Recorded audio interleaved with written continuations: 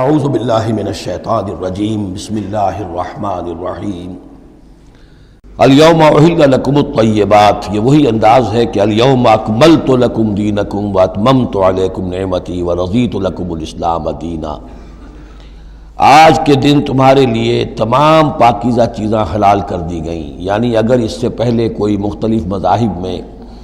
یہود کی شریعت میں حضرت یعقوب علیہ السلام کی بات پسند و ناپسند جو ذاتی تھی اس کی بنا پر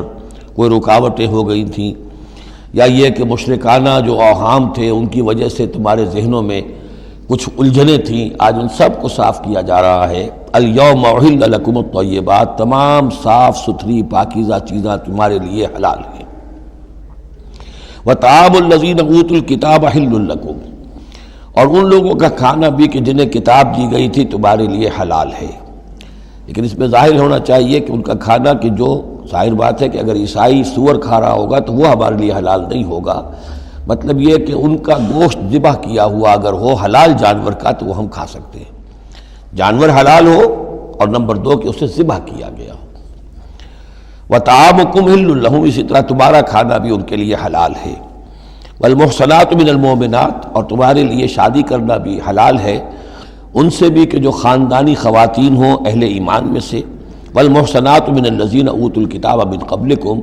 اور خاندانی خواتین ان لوگوں کی کہ جنہیں کتاب دی گئی تھی تم سے پہلے، یعنی مسلمان مرد جو ہے عیسائی اور یہودی خاتون سے شادی کر سکتا ہے۔ اذا آتیتموہن اجورہن، جب کہ تم انہیں ادا کر دو ان کے مہر۔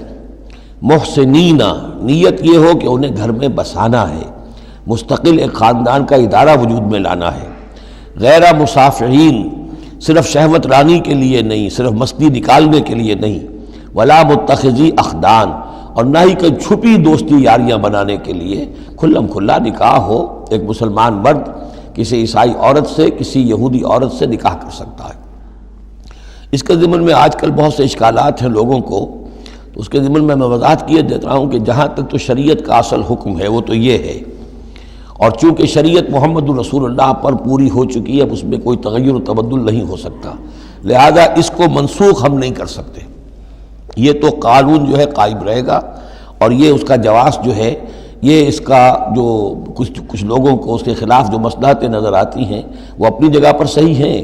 لیکن اس کے باوجود قانون کو بدلا نہیں جا سکتا۔ اگر ایک خالص اسلامی ریاست ہو تو کچھ عرصے کے لیے کسی ایسی اجازت کو موقوف کیا جا سکتا ہے، جیسے حضرت عمر رضی اللہ تعالیٰ عنہ نے ایک زمانے میں جب کہ قحط پڑا ہوا تھا تو قطع ید کی سزا جو ہے، چوری پر ہاتھ کاٹنے کی سزا کو موقوف کر دیا تھا کہ حالات ایسے ہیں۔ اسی طرح سے عارضی طور پر کسی حکم میں، کسی ایگزیکٹو آرڈر کے ذریعے سے، اسلامی حکومت کے کسی عارضی حکم کے ذریعے سے کوئی پابندی لگ سکتی ہے۔ مثلاً چونکہ صورتحال یہ ہے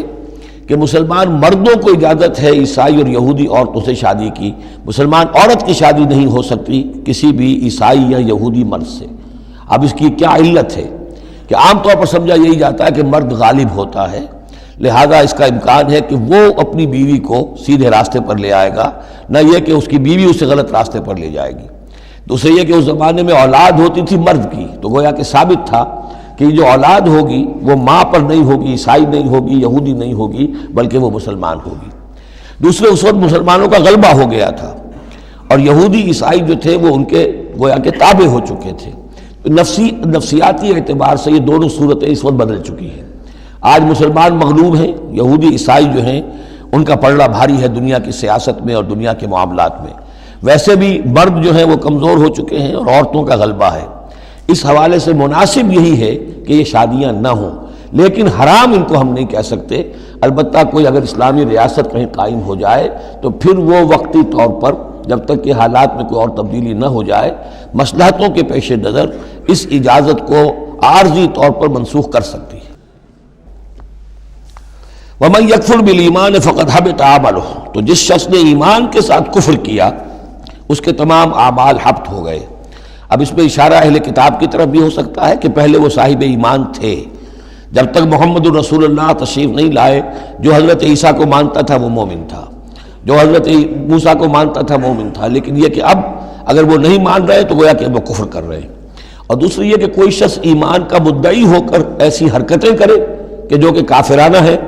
تو اس کے تمام اعمال حبط ہو جائیں گے، وَهُوَ فِي الْآخِرَةِ مِنَ الْخَاسِرِينَ، اور آخرت میں وہ ہوگا بڑے خسارہ پانے والوں میں۔ یا ایھا الذین آمنوا اذا قمتم الی الصلاۃ، اہل ایمان جب تم کھڑے ہو، ارادہ کرو، قصد کرو نماز کا، فاغسلوا وجوہکم وایدیکم الی المرافق، تو دھو لیا کرو اپنے چہرے بھی اور اپنے دونوں ہاتھ بھی کہنیوں تک، وامسحوا برؤوسکم، اور اپنے سروں پر مسح کر لیا کرو،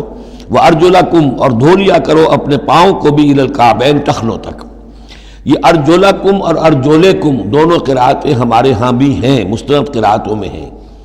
اہل تشیع جو ہے ویسے اس کو مستقل ارجلکم پڑھتے ہیں،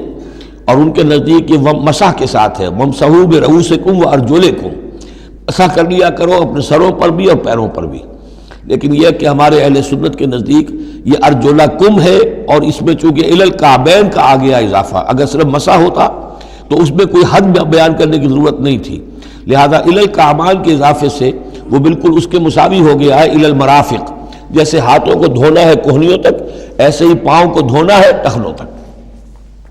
وَإِن كُنتُمْ جُنُبًا فَاطَّهَّرُوا، اور اگر تم حالت جنابت میں ہو